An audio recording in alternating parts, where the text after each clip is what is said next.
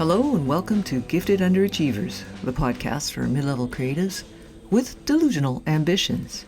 In this segment, we've excerpted some excellent advice on applying for grants from our Gifted Achiever guest of a few weeks ago, Nadja Lubiw-Hazard. Hope you enjoy.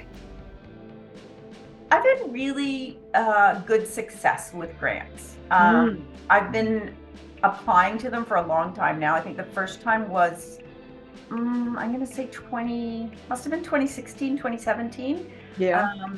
And, once I got the novel published, it was easier to apply for other grants because you need to, have certain levels of publication history. Yeah. But as you said, Pat, they are a lot of work. But I've gotten better at them. So the more I do them, I feel like the better the chances are that I will receive them.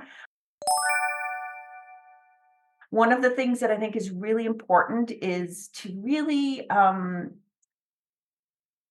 really be honest about who you are and what you're passionate about and what things are important for you to write about and why you write about those things. And then the other thing that I think is really important is to remember that it's a jury of your peers, right? So if you write something like, I'd like to, revise and edit my novel. Well, of course, that's what you want to do. Like, that's so obvious. So you've got to go a little bit deeper than that. You've got to talk about what things it is that, whatever stage of writing you're at. Like if you're doing revisions, like maybe I want to work on my, this one character who, has a bit of a flat line in terms of their character development, and you've identified that and you want to work on that. So I think that's an important part of it as well.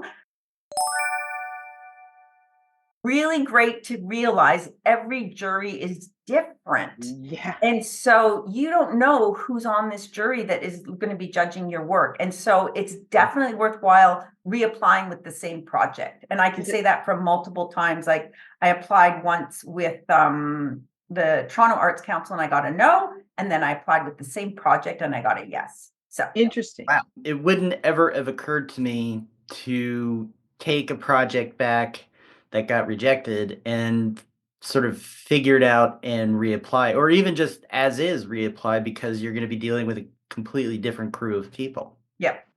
Wow. Yeah. Okay. Sorry, Well, Kat.